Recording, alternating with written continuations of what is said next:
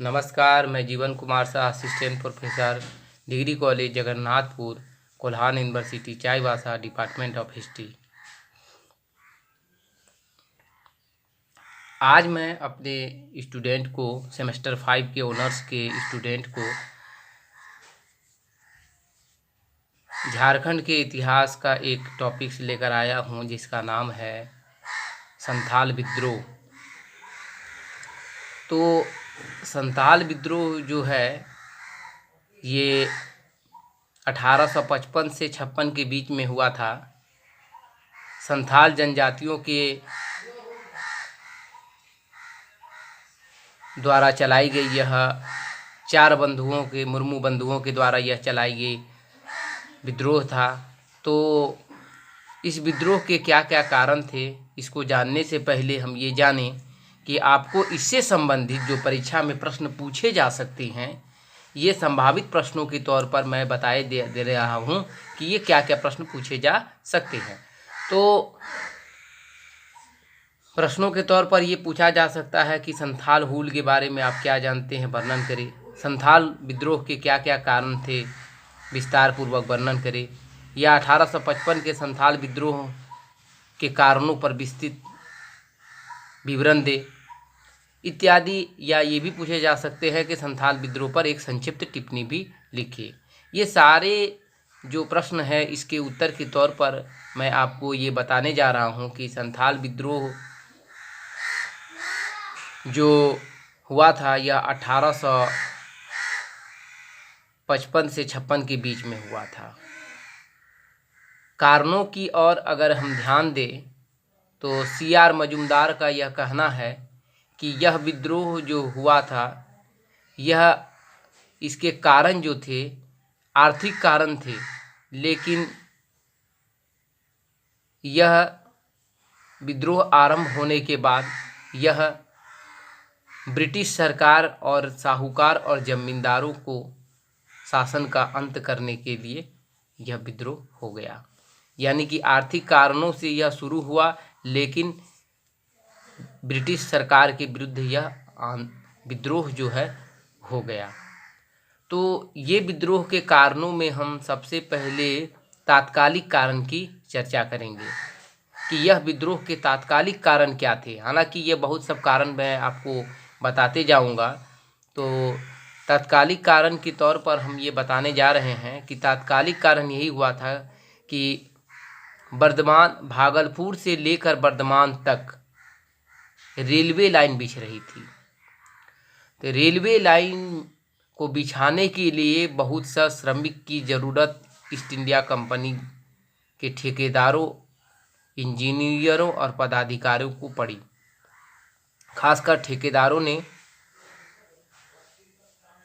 इनको जबरन कार्य पर लगाने की कोशिश की, और ये जबरन कार्य पर लगाने पर वे संथालों को बहुत तरह की यातनाएं भी देते थे। नहीं कार्य करने पर तो उन्हें कोड़ों से पीटा जाता था, धूप में बांध दिया जाता था, उसके हाथ पैर भी तोड़ दिए जाते थे।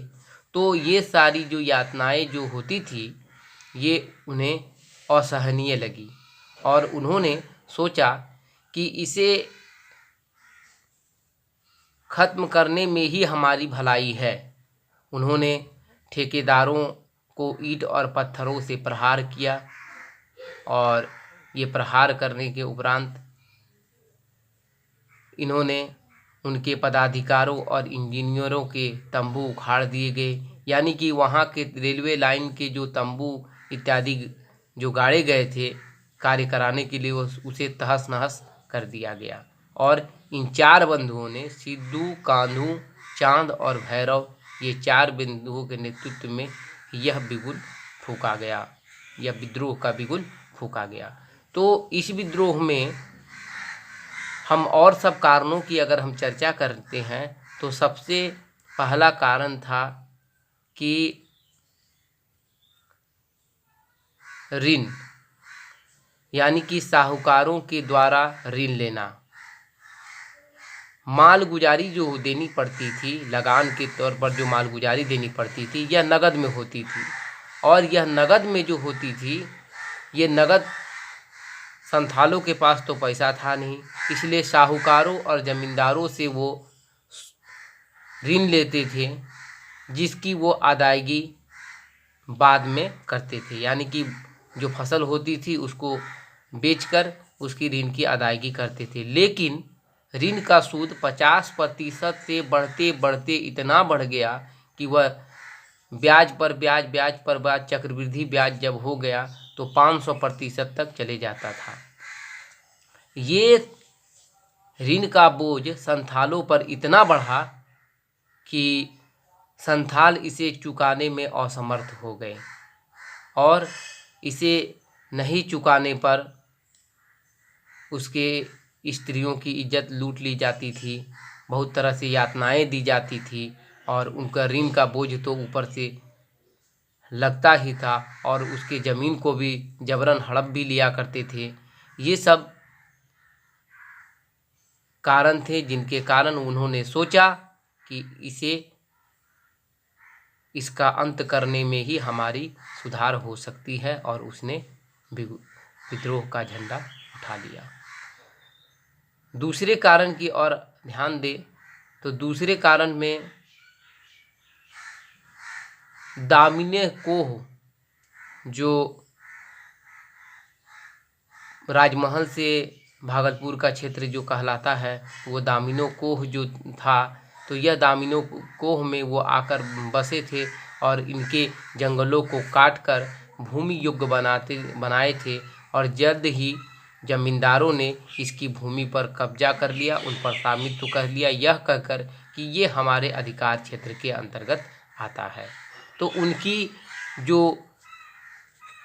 पैतृक ज़मीन को छोड़ करके वो सारे ज़मीन पर वो लगान लगाते थे और इसकी सूद के तौर पर 3 गुनी लगान की दर कर देते थे, जिसके कारण संथालों के पास कुछ नहीं बचता था और वो निसहाय और भूखे नंगे ही रहते थे।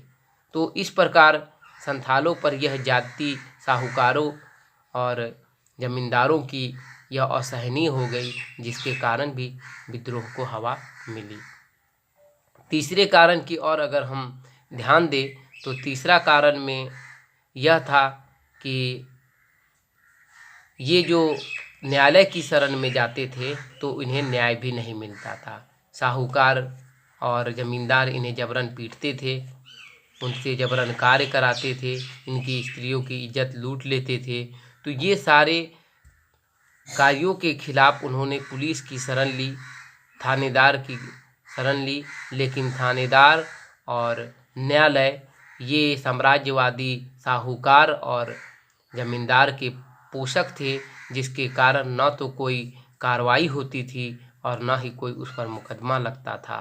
तो इस प्रकार के कार्य घृणित कार्य ईस्ट इंडिया कंपनी के न्यायालयों, पुलिस अधिकारियों और सारे कोर्ट कचहरी के द्वारा ये किया गया, जिसके कारण वे लोगों ने सोचा कि हम लोगों को ना तो न्याय मिलेगा और ना ही हम ये ऋण के बोझ के तले से उब पाएंगे।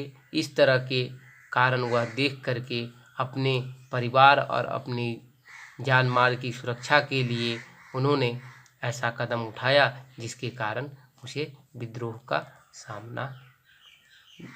करना पड़ा। तो ये सब कारणों में आर्थिक कारण ये सब कारणों में बड़ा ही महत्वपूर्ण था। अंग्रेजों पर इतना ज़्यादा ही अर्थ का बोझ लगा दिया जाता था, लगान का बोझ लगा दिया जाता था, अपने घरों पर उसे ज़बरदस्ती कार्य करने के लिए कहा जाता था। वो ज़मींदार के घर कार्य भी करते थे, उसे पैसा भी नहीं मिलता। ऋण के तौर पर चुकाने के लिए बच्चे बूढ़े अपने परिवार सहित उनके घरों पर कार्य किया करते थे, जिससे उसे पैसा तो नहीं मिलता था। कहा जाता था कि ये आपकी ऋण की अदायगी है। इस प्रकार के शोषण, खड़ी फसल को भी जमींदार काट करके ले जाया करते थे और संथाल चुपचाप देखते रहते थे, न तो उन्हें एक दाना भी मिलता था। कभी कभी ऐसा होता था कि उसे ऐसे ही छोड़ दिए जाते थे और पुनः वह जब खेती करने के लिए तैयार होते थे, न तो उसके पास पैसा था और न कृषि कार्य करने के लिए बीज थे, तो साहूकार भी उसे ऋण के तौर पर बीज देते थे और सूद पर सूद लगाते थे। इस प्रकार के वहसियाना हरकत जो थे साहूकार और जमींदार को, यह संथालों को असहनीय लगा। तो ये आर्थिक कारणों से शुरू हुआ, यानी कि यह विद्रोह का मूल कारण अगर हम देखें तो अर्थ का बोझ अगर किसी पर पड़ता था तो वह बड़ा ही दुखी होता था। और उन्होंने सोचा कि ये जमींदार, साहूकार और ईस्ट इंडिया कंपनी के जो सैनिक हैं जो आते थे, जबरन करते थे, तो इन सबों को मार भगाने में ही हमारे जो अबुआ राज जो होता था, हमारा राज्य जो झारखंड के जनजातियों का जो अपना रीति रिवाज है और अपना जो राज्य है, मिल बांट कर खाते थे और सुखी से रहते थे, वो राज्य की स्थापना के लिए इन लोगों को मार कर भगाना अति ही अनिवार्य हो गया है। और ये भागलपुर से लेके बर्धमान तक की जो ये रेल लाइनें बिछी, यह इस विद्रोह के यज्ञ कुंड में घी का काम किया, यानी कि यह विद्रोह को पूरी हवा दी। और इस हवा के चलते इन्होंने विद्रोह को और ज़्यादा बढ़ाया, उनके सारे तंबुओं को उखाड़ दिए, तहस नहस करके यह विद्रोह का बिगुल फूंक दिया। तो सिद्धू, कांधू और चांद और भैरव, एक दो बहन भी थी इनकी, इन्होंने भी महिलाओं का नेतृत्व किया है। और इन चार भाइयों ने, ये चारों एक ही पिता के संतान थे, इन चार भाइयों ने सारे संथालों को इकट्ठा करके विद्रोह किया।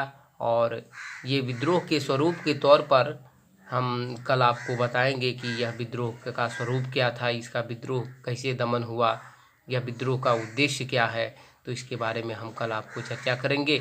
तो आज संथाल विद्रोह के कारणों के तौर पर आप परीक्षा में या संभावित प्रश्नों के तौर पर आप लिख सकते हैं। तो आज के लिए इतना ही, धन्यवाद।